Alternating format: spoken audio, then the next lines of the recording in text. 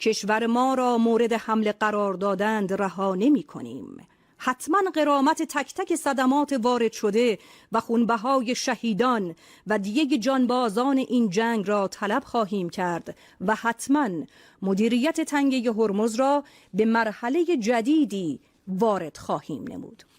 40 شبانه روز است که مستکبران عالم نقاب‌های فریبنده و دروغین را از رخ برگرفته و چهره کریه و شیطانی قتل و ظلم، تجاوز و دروغ، تفرعن و کودک کشی و استبداد و فساد را به نمایش گذاشتند. بنابراین نباید با اعلام بناء بر مذاکرات با دشمن تصور شود که حضور در خیابان‌ها لازم نیست، بلکه اگر بر فرض ضرورتاً نوبت دوره سکوت صحنه نبرد نظامی رسیده باشد، وظیفه آحاد مردمی که امکان حضور در میادین و محلات و مساجد را دارا هستند سنگین‌تر از قبل به نظر می رسد. مسلماً فریادهای شما در میادین در نتیجه مذاکرات مؤثر است، همچنان که عدد شگفت‌آور و رو به افزایش میلیونی پویش جانفدا برای ایران هم از عناصر تأثیرگذار در این عرصه است. این را همه باید بدانند. به اذن الله تعالی ما حتما متجاوزین تبهکاری که کشور ما را مورد حمله قرار دادند رها نمی کنیم.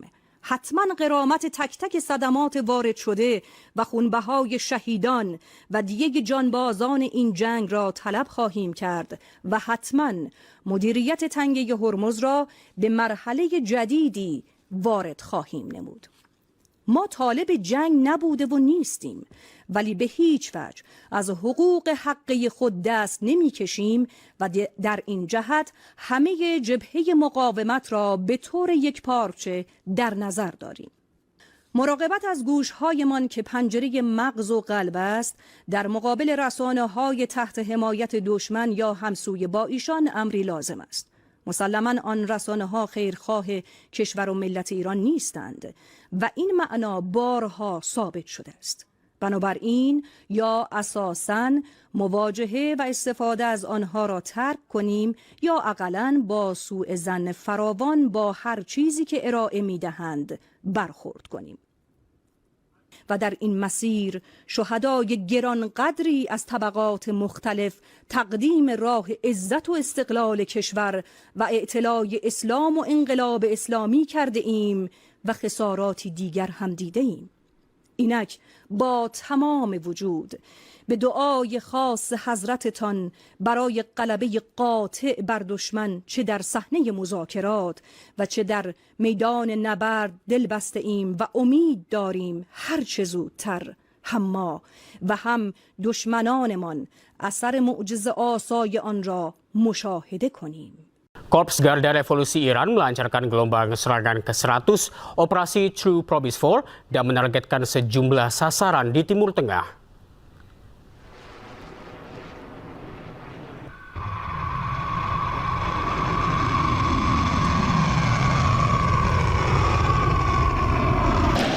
Korps Garda Revolusi Iran atau IRGC menyatakan gelombang serangan ke-100 juga untuk mengenang mantan pemimpin Hizbullah Sayyid Hasan Nasrallah.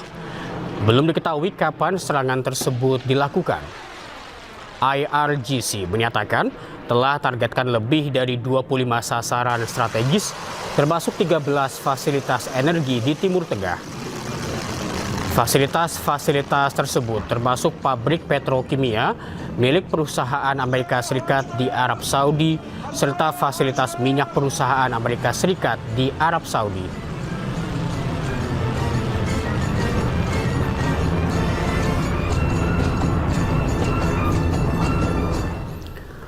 Pejuang Hizbullah kembali melancarkan serangan rudal ke pangkalan militer Israel di wilayah Nisrim dan Zif kota Haifa.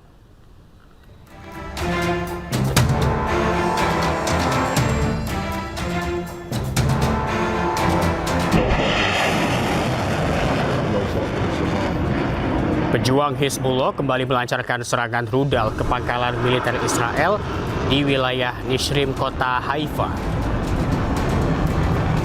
Serangan rudal tersebut merupakan serangan balasan yang dilakukan oleh agresi tentara Zionis Israel terhadap petinggi Hizbullah yang tewas akibat serangan Israel.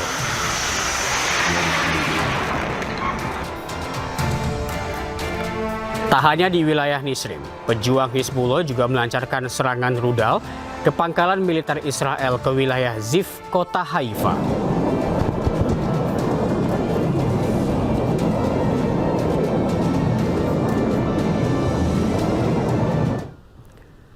Serangan besar udara Israel membuat sejumlah warga di Lebanon berlarian dan ketakutan.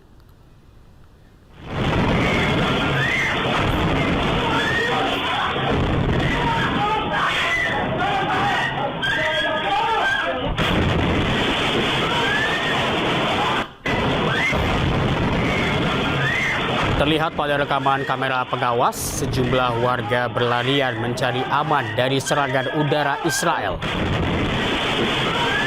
Pada serangan tersebut membuat sejumlah warga panik dan ketakutan hingga berteriak.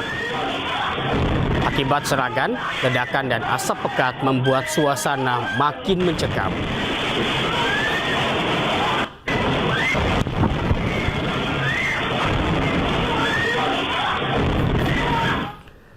Tak lama setelah kesepakatan gencatan senjata pihak Amerika Serikat dan Iran, militer Israel menggempur Lebanon. Serangan tersebut bagian dari operasi Eternal Darkness.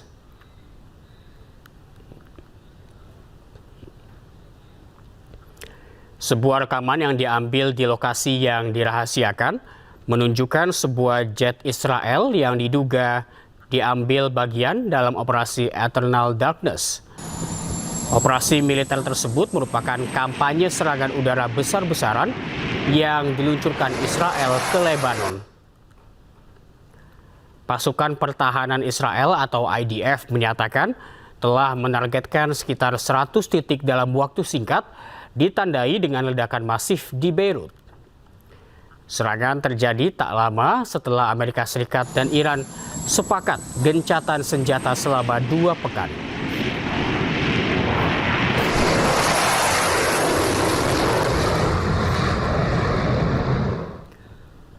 Perdana Menteri Pakistan Shehbaz Sharif berhasil mencapai hasil positif atas upayanya memediasi Iran dan Amerika Serikat. Kedua pihak akan bertemu di Islamabad pada 10 April mendatang untuk bernegosiasi.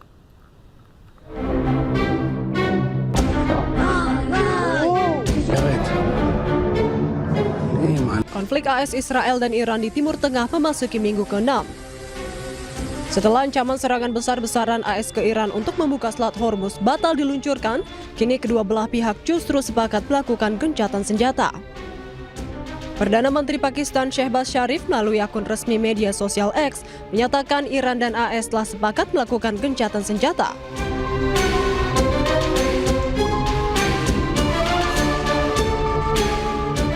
Sharif juga telah mengundang kedua belah pihak untuk bernegosiasi pada 10 April di Pakistan guna mencapai kesepakatan untuk menyelesaikan konflik.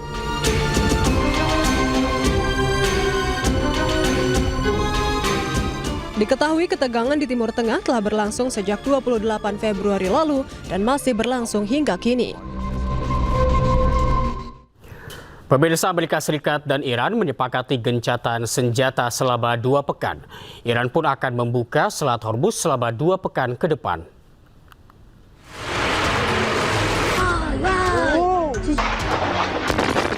Perang Amerika Israel dengan Iran yang berlangsung selama 6 pekan mencapai kesepakatan gencatan senjata. Gencatan senjata disepakati selama 2 pekan. Dalam pernyataan yang diunggah di media sosialnya, Trump menyatakan menunda serangan dengan syarat Iran harus membuka Selat Hormuz. Trump menyatakan gencatan senjata bersifat 2 arah, namun Trump tidak secara spesifik menyebut Israel yang turut serang Iran dan Lebanon. Trump juga menyatakan kesepakatan damai jangka panjang dengan Amerika Serikat kian dekat dengan Amerika terima 10 poin proposal gencatan senjata dari Iran.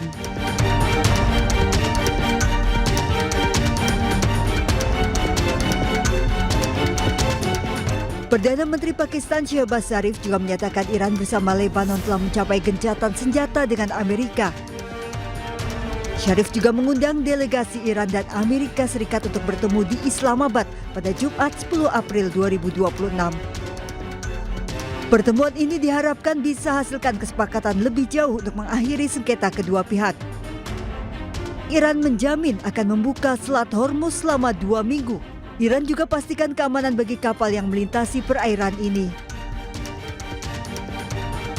Jaminan diungkapkan oleh Menteri Luar Negeri Iran Abbas Araghchi di media sosialnya. Araghchi juga menyebut pembicaraan terkait perdamaian akan dimulai Jumat 10 April nanti di Islamabad, Pakistan. Usai Selat Hormuz dibuka, harga minyak dunia turun tajam. Harga minyak mentah Brent turun 13 hingga 14% di harga $95,06 Amerika per barel. Sementara minyak mentah West Texas Intermediate yang berasal dari Amerika Serikat turun 18% di harga $92,61 Amerika per barel. Usai kesepakatan gencatan senjata antara Amerika Serikat, Israel dengan Iran, sejumlah warga menyuarakan keraguannya. Mereka mempertanyakan komitmen kedua negara tersebut untuk menepati perjanjian.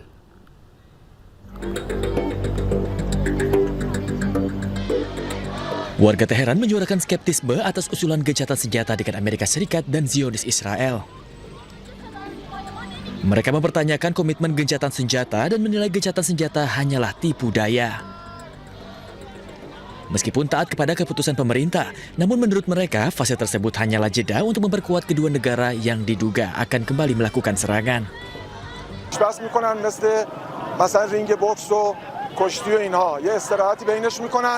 دوباره قوی‌تر از قبل وارد میشن. اینجوری نیستش که اینا به اشتباه خودشون اعتراف کرده باشن، از تجاوز خودشون پشیمون شده باشن. برای همین چون اینا هنوز پشیمون نشدن، ما اعتقاد داریم که این صلح و سازش کاملا غیر عاقلانه است. Reaksi ini muncul usai Donald Trump menulis di laman media sosialnya bahwa ia telah setuju untuk menangguhkan serangan terhadap Iran selama 2 minggu dengan syarat Teheran membuka kembali Selat Hormuz. Menteri Luar Negeri Iran, Abbas Araghchi, mengatakan angkatan bersenjata Iran akan menghentikan operasi pertahanan jika serangan terhadap negara itu berhenti. Ia juga menambahkan bahwa Teheran akan kembali membuka Selat Hormuz selama 2 minggu. Perdana Menteri Pakistan Shehbaz Sharif mengatakan delegasi Iran dan Amerika Serikat diperkirakan akan bertemu di Islamabad pada 10 April untuk melanjutkan negosiasi menuju kesepakatan yang lebih luas. Mantan Kepala Kontra Terorisme Amerika Serikat, Joe Ken, melontarkan peringatan keras terkait upaya perdamaian yang dirintis pemerintahan Amerika Serikat dengan Iran. Ken menyebut adanya risiko sabotase dari pihak sekutu, khususnya Israel, yang dapat menggagalkan rencana gencatan senjata bersejarah selama 2 pekan ke depan. That we ensure that the Israelis do not sabotage this 2-week ceasefire or eventually the lasting peace that we're trying to achieve with the Iranians. We're on the cusp of being able to have the Strait of Hormuz reopened to hopefully start to get the world energy supply and commerce back online. The last thing we need is the Israelis doing what they have done in past negotiations and targeting the negotiators or taking a series of strikes that escalates the conflict. In order to ensure that we can restrain the Israelis, we actually have to start removing features of the military support that we give to them. We have to take away enough from them that they simply cannot go on the offense, that they're using all their military capabilities that we provide for them and that they have organically for the defense of their country and not for offensive operations inside of Iran. It's absolutely critical that we take this step and don't just take Israel's word for it, that they agree to this ceasefire simply because they have a very bad track record of adhering to these deals. We also have to keep in mind that Israel has a different strategic outcome than we do. Us working towards any kind of a deal with the Iranian government works against the Israeli strategic objectives of toppling this government completely and totally. We have to recognize that in order to properly address Israel, because Israel